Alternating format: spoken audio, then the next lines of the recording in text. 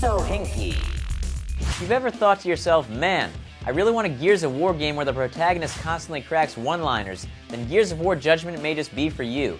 Judgment is the first Gears game that doesn't follow a Marcus storyline, but instead follows Baird and Cole on their very own campaign. So will Gears Judgment be worth your time, or is it guilty of being terrible? Let's find out.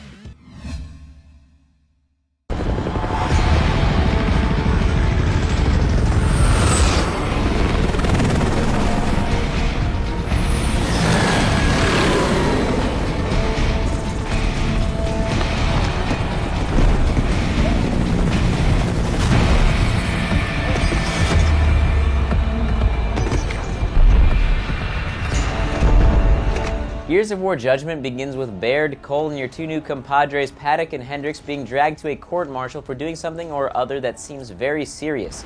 The entire game is played in flashbacks where you take turns playing as each character as they give their testimony as to the events. Their crime?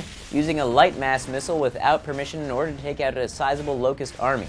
As you play through each section of the game, you're given the opportunity to play it normally or with a declassified challenge added, which gives you various mission parameters. These range from tougher enemies to being limited to using only certain weapons to obscured vision, and they definitely spice things up.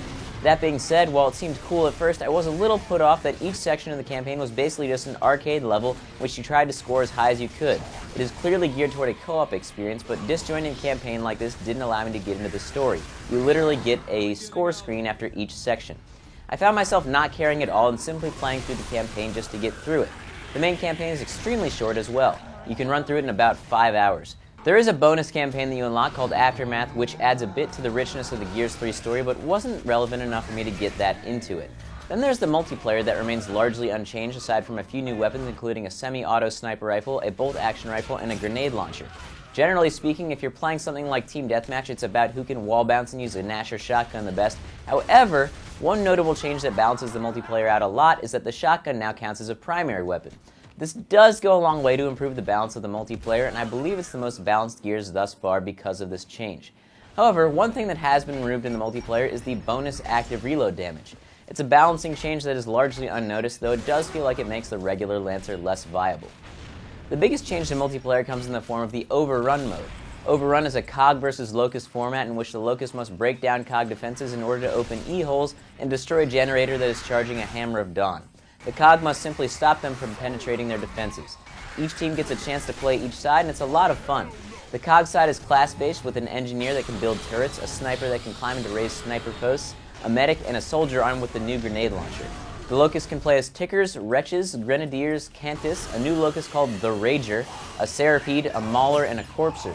It is definitely the most fun mode in the multiplayer and the one that I spent the most time with. Personally, my issue with Judgment was that it didn't feel like enough was new. Call of Duty catches a lot of flack for putting out the same game yearly, but in their campaigns they usually find a way to up the ante.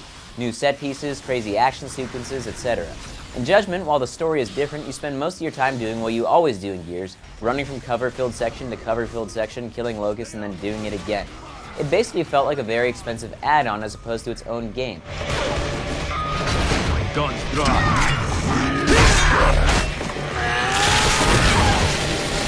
Gears of War Judgment is great because Gears of War is great. It adds a couple new weapons and a new multiplayer mode, but remains largely unchanged from Gears 3, and I have to rate it down a bit for that, especially since it's a full-price game. I give Gears of War Judgment 8 out of 10 tickers because they're hilarious, I guess. Thanks for watching, and I'll see you guys next time.